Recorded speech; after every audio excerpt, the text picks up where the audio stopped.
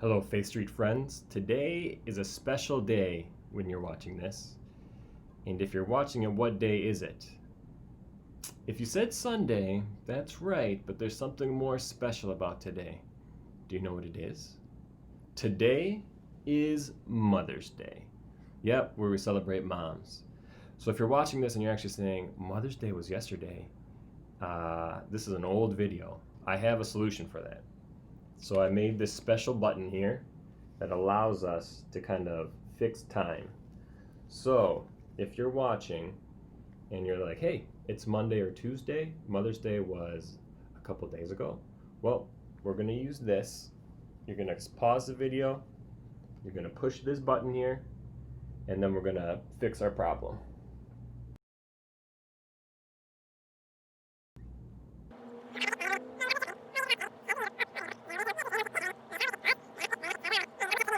So it's Mother's Day, and I know that on Faith Street you guys usually sing some songs. So today we're going to sing a special Mother's Day song. If you don't want to sing, then you can just watch me sing, but we will have the words for you so you can sing along if you want to. It's one you probably don't know because I just made it up today. So here we go. So the song, this is called the Mom Song.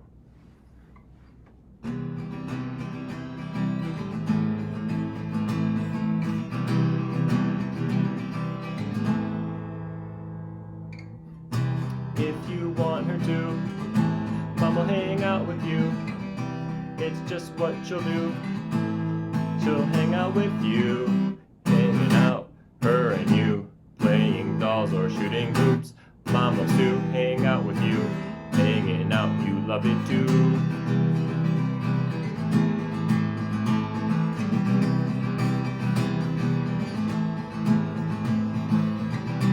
And if you ask her to, Mom will make lunch for you, cut off all the crust for you.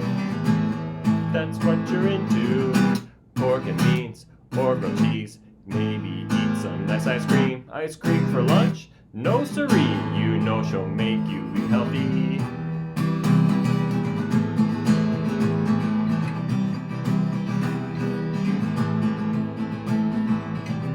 Since there is no school, Mom will teach for you.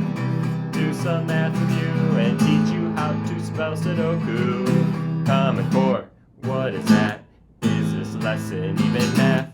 Circle and use pairs of 10. Oh, when does school start again? And then at bedtime later, she'll look under the bed for an alligator. Check the closet for a grizzly. Make sure you're safe, she's not too busy. All these things she'll do, even when she don't want to. It's not that hard to do, because she loves you, Mom. Yeah, so there's our special mom song that I hope you all enjoyed singing with me, and hopefully you did actually sing, and then you can sing it to your mom later, because I know it will be stuck in your head the rest of the day. All right, so I hope you enjoyed our silly little song there. So next we've got to learn about something in the Bible, right? That's the next thing you guys do in Faith Street. So since it's Mother's Day, I thought that the story we would learn about would be about a mom who did a pretty cool thing that actually changed the course of history. So if you have a Bible, you can follow along. We're going to be in Exodus chapter 2. And so this is going to be pretty much what you know as the story of Moses. So to kind of set the background on the story of Moses, just in case you're not familiar. So years and years and years ago, all of the Israelites and Hebrew people ended up moving to Egypt because Joseph, right? The story of Joseph, he went there, his brothers sold him into slavery. Through all his trials, he ends up in Egypt. He becomes number 2 to Pharaoh. And so years and years pass, and more and more and more Hebrews and Israelites are being born. And all of a sudden, they've got so many people there that the Egyptians and Pharaoh's like, hey, they're going to outnumber us. We are in a bunch of trouble. So we don't want any more baby Hebrew boys born because we got to control this population a little bit. So we get to this point. Now we're at the story where there's going to be a mom, there's a dad, and we're going to learn what happens in the story of Moses. So it's Exodus chapter 2. We're going to read about it, talk about it a little bit more after we read through the chapter. So if we look at Exodus chapter 2, it says, "Now a man of the tribe of Levi married a Levite woman, and she became pregnant and gave birth to a son. When she saw that he was a fine child, she hid him for 3 months. But when she could hide him no longer, she got a papyrus basket for him and coated it with tar and pitch. Then she placed the child in it and put it among the reeds along the bank of the Nile. His sister stood at a distance to see what would happen to him. Then Pharaoh's daughter went down to the Nile to bathe, and her attendants were walking along the riverbank. She saw the basket among the reeds and sent her female slave to get it. She opened it and saw the baby. He was crying, and she felt sorry for him. 'This is one of the Hebrew babies,' she said. Then his sister asked Pharaoh's daughter, 'Shall I go and get one of the Hebrew women to nurse the baby for you?' 'Yes, go,' she answered. So the girl went and got the baby's mother. Pharaoh's daughter said to her, 'Take this baby and nurse him for me, and I will pay you.' So the woman took the baby and nursed him. When the child grew older, she took him to Pharaoh's daughter, and he became her son. She named him Moses, saying, 'I drew him out of the water.'" All right, so for those of you guys who maybe have said, "I don't really understand that story," or "What exactly is this saying?" Here's kind of what's going on. Right? A man and his wife, Moses' mom, they have a baby. And she sees Moses, and she says, "Man, this is a good baby. I can't get rid of him like we're supposed to." So she keeps him in her house, and she hides him. She just pretends she doesn't have a baby. If people ask, right? People are like, "Hey, is that a baby crying in there?" She's like, "No, no, no. There's no baby here." And she hides him as long as she can. But right, Moses starts to get bigger. That's what happens to babies. And she can't hide him anymore. But she doesn't want him to have to kill him, right? To lose him. So what does she do? She puts him in a basket, and she puts him in the water, because she knows that Pharaoh's daughters always go out and bathe in the water. So right, she sets up this plan of, "Hey, I'm going to save my child. I don't know what's going to happen, but I think this is going to work. This is the best opportunity, best chance I have." So she puts him in a basket, floats him in the water, and says to her daughter, who ends up being Moses' sister, "Watch him. And once the daughter finds the basket, go and talk to her." So right, Moses starts crying. The daughter of Pharaoh, who's taking a bath, is like, "Hey, what's that sound? Why is there a baby crying around me? This is supposed to be a private area." So she sends her slave girl out to go and find what's crying. She finds the basket. They get the basket. There's a baby inside. And she feels so bad about it. She even knows the rules because she's Pharaoh's daughter. And so her dad is the one that made the rule. "Hey, there's no more Hebrew boys. We got to get rid of them because otherwise their population's getting too big." So she says, "Hey, he's crying. I feel bad. We got to do something about this." And at this time, Moses' sister runs in and says, "Hey, do you want me to get a Hebrew woman to care for this little child? Right, he's crying. He obviously needs someone." And Pharaoh's daughter said, Yeah, get someone for me." So Moses' mom comes back and says, "Oh, I'm going to take care of him." And she does. She gets to watch Moses grow up. And then she returns Moses to Pharaoh's daughter years later when he's grown up and ready to be taken care of. And then he gets the name Moses from Pharaoh's daughter. But Moses ends up being the person who leads all of the Israelites and the Hebrews out of Egypt, right? So without Moses, that probably wouldn't have happened. So by his mom just knowing that there was something special about her boy and doing what she could to make sure that he survived in this kind of crazy time, she changed the path of history, which is unbelievable. So there's another spot in the Bible that talks more about women and mom. So what we're going to look for now is we're going to move over to Proverbs 31 and read some stuff in there. And Proverbs is a book where it's kind of like, hey, this is where we learn about knowledge and good sayings and things like that. It's like a wisdom book. So we might be reading it and you might be a little confused with what's going on, but I'll try to explain it to you after we read through it, okay? All right, so if you're in your Bibles, we're going to Proverbs 31, and we're going to read verses 10 through 31, okay? So I'll read them, you can listen, and then we'll talk about them a little bit to see if it makes more sense that way, okay? So Proverbs 31, verse 10. "A wife of noble character who can find? She is worth far more than rubies. Her husband has full confidence in her and lacks nothing of value. She brings him good, not harm, all the days of her life. She selects wool and flax and works with her eager hands. She likes the merchant ships. Oh, she doesn't like them. She is like the merchant ships, bringing her food from afar. She gets up while it's still night. She provides food for her family and portions for her female servants. She considers a field and buys it. Out of her earnings, she plants a vineyard. She sets about her work vigorously. Her arms are strong for the task. She sees that her trading is profitable and her lamp does not go out at night. In her hand, she holds the distaff and grasps the spindle with her fingers. She opens her arms to the poor and extends her hand to the needy. When it snows, she has no fear for her household, for all of them are clothed in scarlet. She makes covering for her bed. She's clothed in fine linen and purple. Her husband is respected at the city gate, where he takes a seat among the elders of the land. She makes linen garments and sells them and supplies the merchant with sashes. She is clothed with strength and dignity. She can laugh at the days to come. She speaks with wisdom, and faithful instruction is on her tongue. She watches over the affairs of her household and does not eat the bread of idleness. Her children arise and call her blessed. Her husband also, and he praises her. Many women do noble things, but you surpass them all. Charm is deceptive and beauty is fleeting, but a woman who fears the Lord is to be praised. Honor her for all that her hands have done, and let her works bring her praise at the city gate. All right, so kind of long and maybe a little confusing, but pretty much the big ideas of this here are, if you're looking for a woman, like one that God loves, is a woman who's going to do good things for her house. So like your mom, right? If you think about it, like what does your mom do for you? Does she make you breakfast? Because I know my wife, Miss Allison, she makes breakfast for our kids, and they love Fruit Loops, so she gets them just a bowl of Fruit Loops, right? Or does she make sure that you're tucked in at night and you're not scared? If it's cold outside, does she make sure you put a coat on? Does she make sure that, you know, if you fall down and scrape your knee, does she get you a Band-Aid? She takes care of you, right? These are things that a good mom does, and I'm sure the things that your mom does.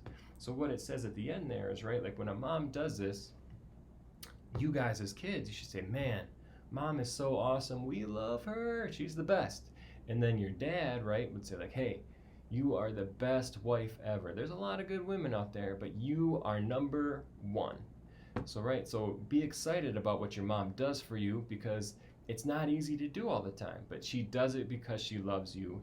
All right, so think about that. Think about things that you love about your mom, what she does for you, and we're going to do a little art project today to kind of do something that shows how much you appreciate what your mom does for you. Sound good? So I've got all my supplies, and I'm going to tell you what you need for your supplies so we can do this project, okay? So what you are going to need is markers, a paintbrush, and some paper. So pretty simple. As far as markers go, you're going to want to use washable markers, so like Crayola markers.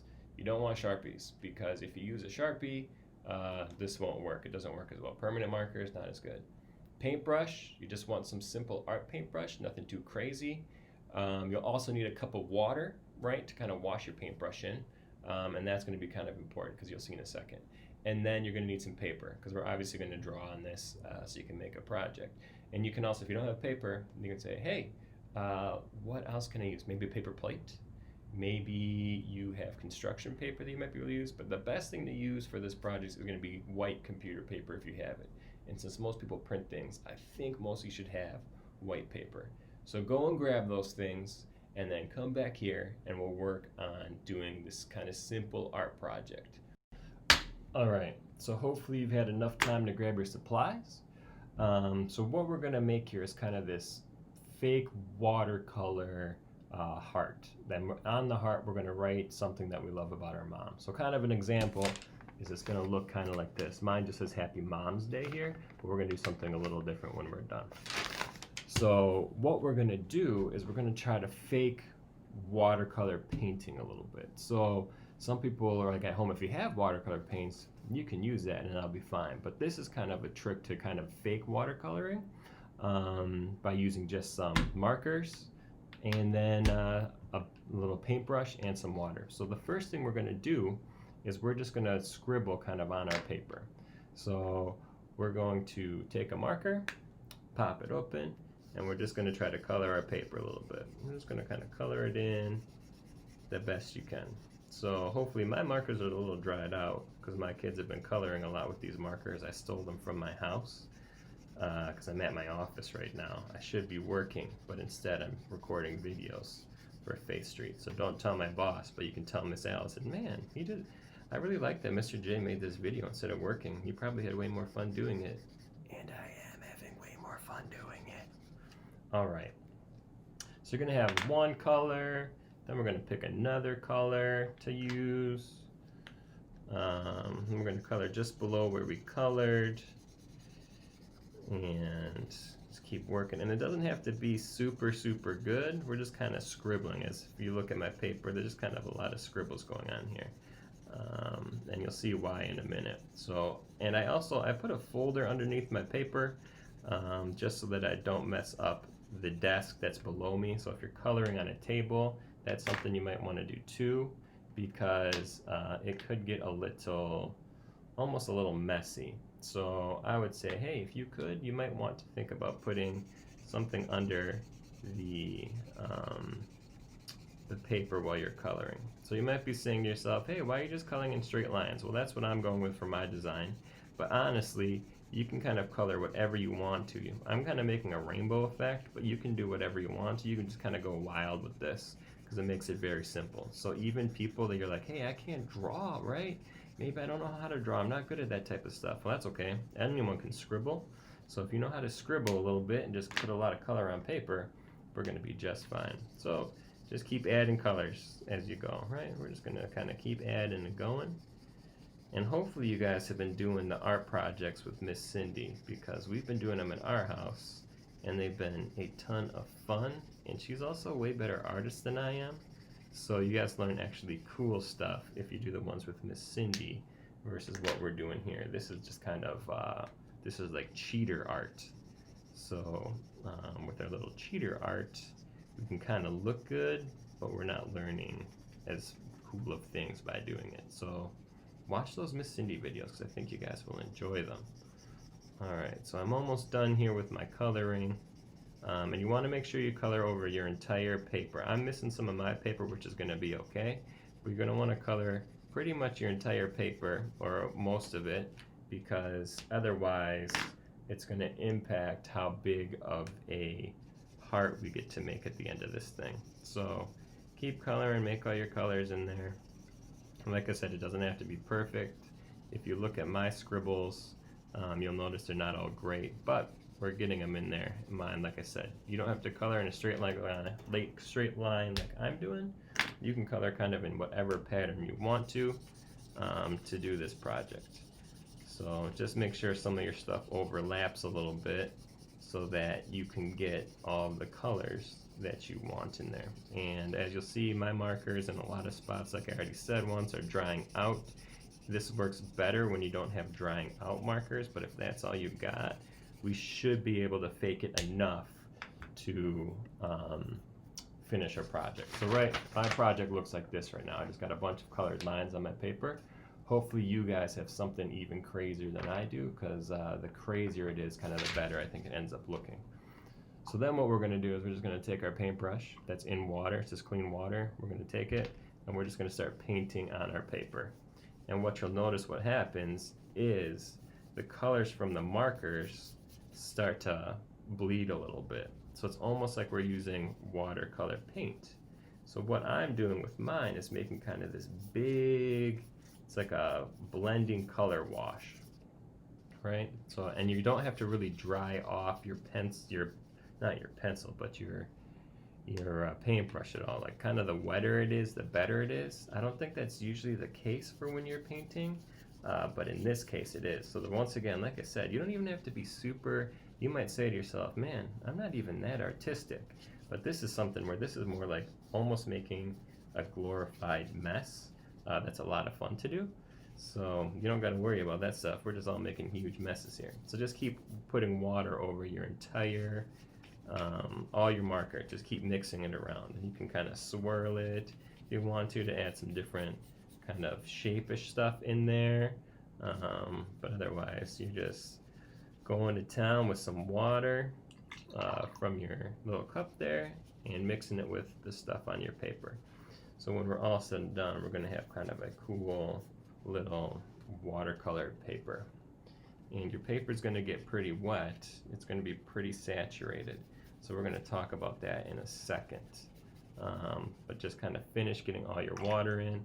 Once it's to the point of where you like it, then you should be good to go. And maybe you're telling yourself, like, man, I really wish I would have added some more blue in some areas or some more reds. Well, you can kind of do that afterwards if you want to. You can kind of color over your paper a little bit more. It's going to be a little tricky because it's all wet, but you could color on it and add some more color in there and then redo your paintbrush thing if you want to do it. So, right, like if I wanted to add some little squiggles in here, I could go and color on top of my colors right now. My marker is not coloring that well because the paper's all wet, but then we can go through and we can kind of try to saturate those colors out a little bit if we want to, and move along. All right, so but once you're done, you're gonna have kind of your design in there. So I'm just adding some extra squiggles into the best I can to add just a little more design element to my little rainbow here, because that's always more fun when you got a little bit more design going on. It'll look a little crazier. Okay, all right, I'm just gonna work to blend these a little bit, mix them around. Good, good, good, good, good, good. Oh yeah, this is perfect in my mind. It's beautiful. All right, so my paper ends up looking like this. So it's a huge wet mess right now. It's kind of leaking through. So you have two options, right? Well, actually, you got three options because we need it to dry before we can finish our project. So one thing you can do is you can sit here and you can wait and wait and wait until your paper is dry, and then we can move on to step two. So that's number one. Number two is you can get a blow dryer, and then you can just kind of blow dry your paper, right? And right, it's Mother's Day, and pretty much every mom has a blow dryer because they always use blow dryers to dry their hair, right? So you can use a blow dryer and you can dry your paper off.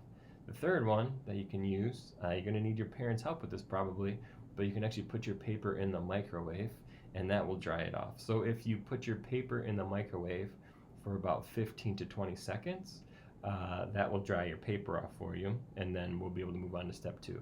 So I have a microwave in my office, so I'm gonna go use the microwave there to dry my paper, and then we'll move on to step two. So I'll be back in about 20 seconds.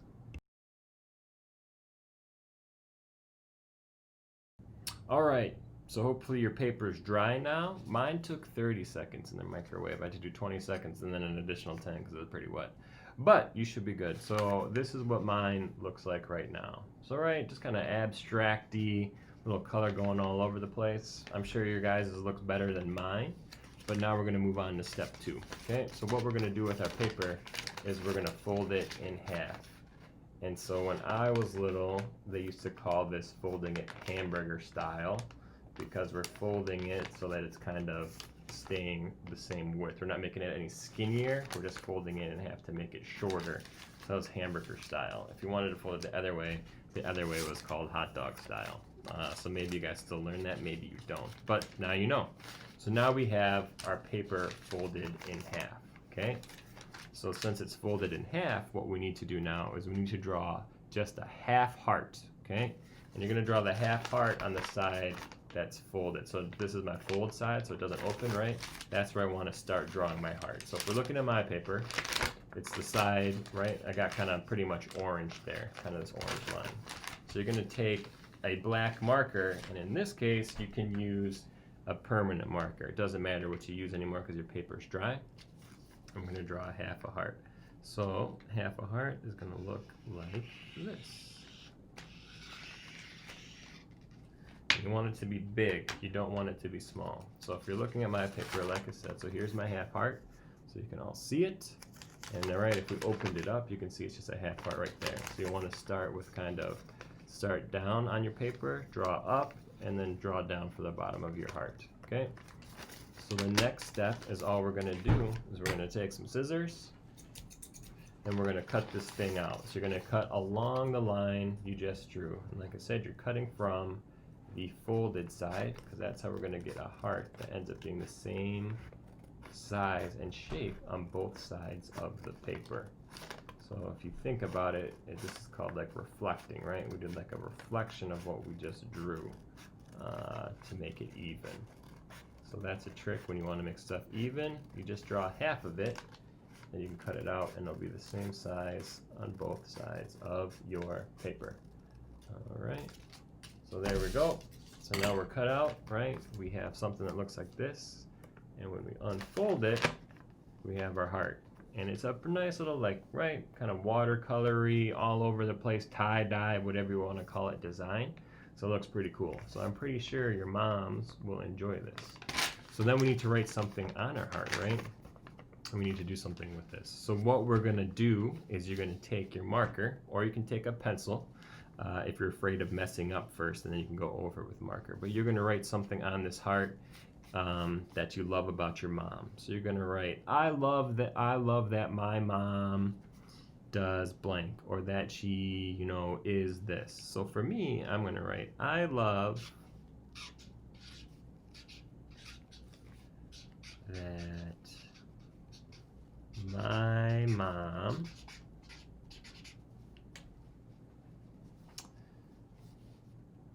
taught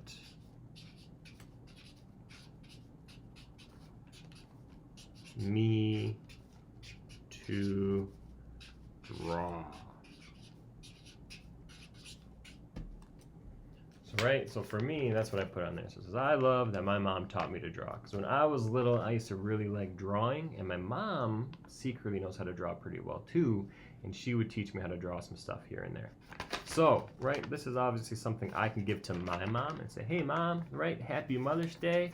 This is kind of one thing that I love about you, that you did for me, right? And maybe your idea isn't that. Maybe your idea is, I love that my mom gives the best hugs, or I love that my mom tucks me in at night, or I love that my mom reads me stories, right? Just something that you do with your mom that you really appreciate, you really like that she does. And then you can give this to her and say, Happy Mother's Day. So hopefully you guys enjoy this little art project, right? Pretty simple, nothing too hard. Hopefully you enjoyed the song and the story, and hopefully you guys are staying safe. Have a great Mother's Day. Enjoy the rest of your Sunday, and we will see you guys soon. See you later.